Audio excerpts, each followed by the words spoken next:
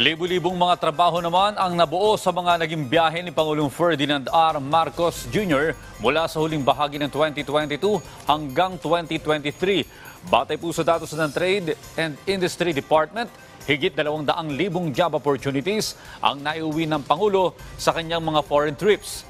Ayon sa DTI, 7,100 dito ay mula sa biyahe ng Pangulo noong nakaraang taon sa Indonesia.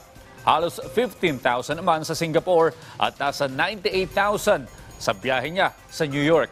Bukod dito, umabot sa 5,500 ang nabuong job opportunities mula sa pagbisita ng presidente sa Thailand. Halos 6,500 naman sa Belgium. At habang ang investment mission ng DTI sa Netherlands ay nasa 730. Para ngayong 2023, libu-libong trabaho rin ang nabuo mula sa biyahe ng punong ehekutibo sa China. Sa 2 beses na pagbisita sa Japan, Malaysia, Washington DC at sa huling biyahe ng Pangulo sa Estados Unidos ngayong taon.